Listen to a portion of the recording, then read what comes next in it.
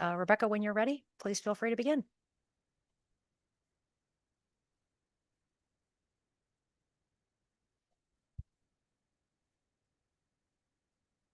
Okay. Great. Thank you for convening this meeting to give you all an update on implementation of the 25 to 30 C&D plan. We want to keep touching base with this committee, maybe twice a year, just to keep you involved in this process so that when we come to the next iteration of the plan, you are well up to speed. So today's meeting is really quick because it's only been 7 months or so since you adopted the plan. But I just want to touch on what we've been doing with state agencies, the councils of governments, other stakeholders, some resources that we're working on, and then really talk about some legislative issues from last session that didn't quite make it over the finish line that we would like you to recommend pursuing again. So again, just to refresh your memories, some of the recommendations from within the plan were around increasing the value threshold of projects that state agencies undertake that need to be consistent with the plan, repealing the priority funding area provisions that are in statute because we do not have such a map in this plan, establishing an ad hoc implementation committee, continuing to meet with you all, and continuing to engage with stakeholders that were involved in the planning process along the way. So quick update with the ad hoc implementation committee that is made up of agencies, and we have been meeting quarterly with agencies. We're taking this first year of implementation to focus on a few broad issues around what consistency means for agency plans and programs to be consistent with the C&D plan, as well as how to face when we have competing priorities, especially among our 5 vision areas, how to best proceed with that. And we've really been talking about the tools and mechanisms that we want to use going forward to demonstrate consistency in planning and program design and administration. So by way of example, what we've been talking about with agencies around their plans, and these are their mandated plans, what we would be looking for within their plans in terms of consistency with the C&D plan.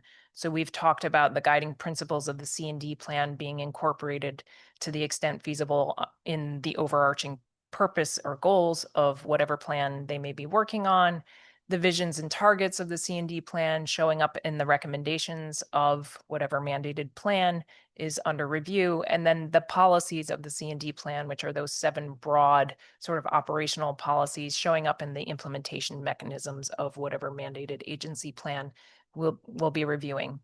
We're going to tackle programs and grant programs in particular with agencies in our next meeting, and thinking about how to incorporate some more conservation and development minded thinking into the setup of programs and grant programs.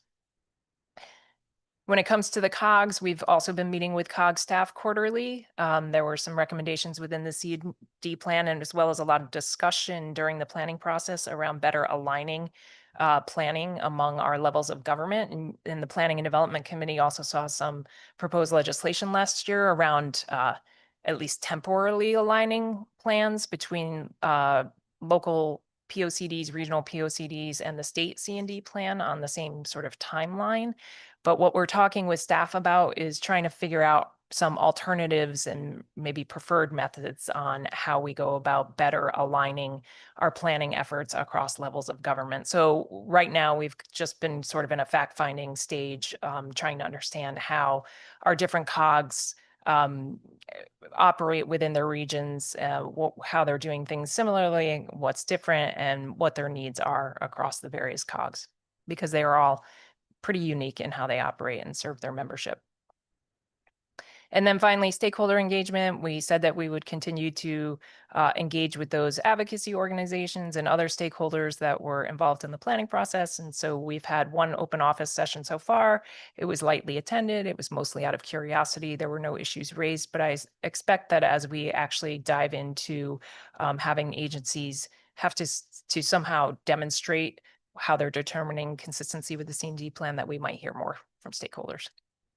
And then for resources, we are already starting to look at new data for potentially updating the locational guide map, because as data sets get refined, I don't think there's any reason for us not to incorporate them in that activity zone map. It's not it's not a map that's used to regulate in any way, so I think it can be dynamic.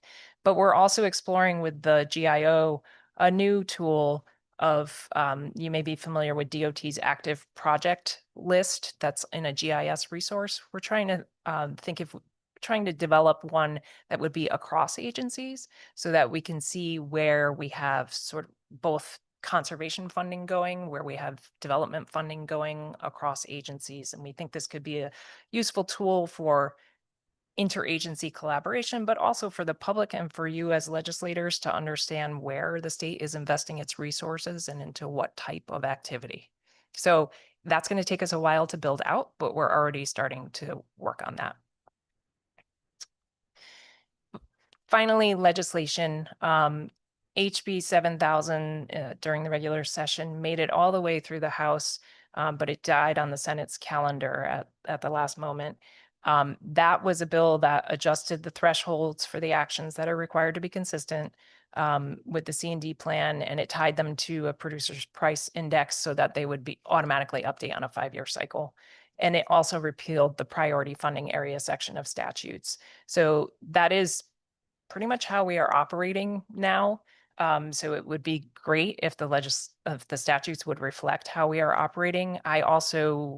We do still get a very rare but occasional call asking about priority funding areas. And so the more we can clean up the statutes, the better for everyone. But we've also, in our discussions with agencies and with DOT in particular, noted that the current statute on the actions that are required to be consistent includes the acquisition of public transportation equipment and facilities. And the way that we interpret that, the way that DOT interprets that, is actual like capital equipment. So buses, train cars, switches, those sorts of things, not things that we would necessarily have much to say about under the C&D plan context. The location of new stations, all of that, absolutely. But the purchase of buses, absent, the routing implications of them, we wouldn't have a whole lot to contribute. And so we've talked about whether we might also want to change that in potential legislation around, cleaning up the actions that are required to be consistent. So I wanted to plant that seed with you and ask that this committee consider recommending to P&D again similar legislation and perhaps tweaking it. Senator Austin appears to have some questions. Sure. And we're on the discussion part, right? Yes. Okay. We are at the discussion part of the day. Okay, great. So I wanted to talk about the map section. And we had talked a little bit about both the federally recognized tribal nations and the state recognized tribal nations. And one of there are meetings going on as we speak on housing in both areas. And I want to make sure that the maps are starting to reflect what's going on. And I don't know that they yet do. Because I know you had some problems relative to the tribal nations. Right. The locational guide map does include the best data that we could find for the federally and state recognized tribes. I'm not sure, Justine, is there anything to add to that? If it's You might want to come up Yeah. to here because you're going to be. You can go to even one of those, just stop at one of those that's got a mic and turn the mic on. There you go. Yeah, so we included the locations of both state and federally recognized tribes, but we didn't include any sort of, and because the map is not meant to be used for site-specific decision-making, we didn't include any, sorry, Land the use word is, within. yeah, land What'd you use say? sort of, Land use. Right. It doesn't, consideration. the map doesn't show land uses, it shows activity centers and the conservation factors. And so it just shows the location outline basically of the lands that are federally recognized or state recognized as tribal, but it doesn't reflect what the uses are necessarily within them, although certainly the activity of some of them is reflected in the activity zones. So there's both in fee and in trust land, and we passed some legislation on in fee and land that is that the AG does not have to necessarily fight all in fee moving to in trust. He can choose to do so if he or she chooses to do so, but there's no requirement. And before there was a statutory requirement that they do that, dating from 1992. There's committee meetings going on right now on housing on the reservations themselves. And that is something that would fit directly into your purview. Now, the Mashantuckets have a very large reservation of housing, and Mohegan has a smaller section of housing relative to elderly housing more than general housing, although they're starting to move in that direction.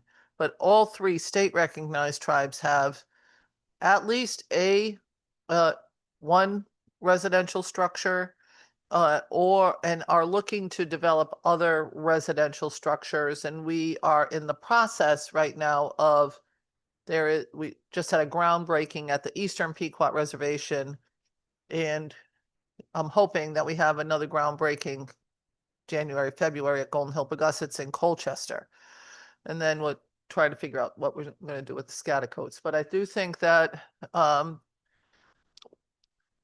looking at what they're doing for housing is important for us, because should they have access to grants? And that's really what in order to build more housing, grant dollars certainly are not only helpful, but necessary, in particular for the state recognized tribes, because they just don't have access to capital. And most of them are around 200 acres, 150 to 200 acres. The two federally recognized guys are bigger than that, but I think that that's something that I'd like to continue to pay attention to, if that makes sense. Absolutely. And when you say the committee is meeting, which committee are you referring to? I'll send you the name. Okay, great. There's two different committees that are talking about housing that I'm going to be on some panels relative to housing. And in the case of Eastern Pequots, we are there'll be a well and a septic, because they don't have a Right. Mashantucket has built up a lot of the infrastructure on the reservation itself. So they have water and sewer on their reservation. Mohegan contracted with off-site water and sewer. Eastern, Golden Hill, and Scotticoats don't have water and sewer anywhere near them for them to have capacity to join in with anybody else. So whatever they have to do within the confines of where they are. And so the community center is going to have water and sewer. Well, we don't know what we're going to do relative to housing. And if we do, they're of the three state recognized tribes, they have the most housing. They also have the most housing that needs significant rehabilitation, because a lot of times they're a mobile home that's been there for 60 years. And so it might need a little bit of upgrading by now, that kind of thing. So I just would like to make sure that we know what's going on relative to these. And the statutory language relative to state recognized tribes is that the state of Connecticut, federal guys have land in trust with the federal government. They very simplified is the state recognized tribes have land in trust with the state. And I'm not certain that that's exactly correct. So I might, but that's how I position it in my head. So thank you, Madam Chair. Thank you. Thank you. I don't think I have any other questions in terms of some of the things we have done. I was just wondering if there's any language that you might be willing to provide around the Department of Transportation piece in terms of the buses or whatever other Absolutely. assets. Yeah. So if and you it- just want to provide that, that would be great. We'll do So that. that we can perhaps include that with the redo of HB 7000. That would be really useful. Okay. And I will just check to see if we have anybody online who has any questions. I am not seeing any hands at this time. Senator Gordon, as our minority ranking, anything? Okay, I think that is it for us today then. Thank you so much. This was a quick adjournment here at 11:47, but we thank you for being here and appreciate the update.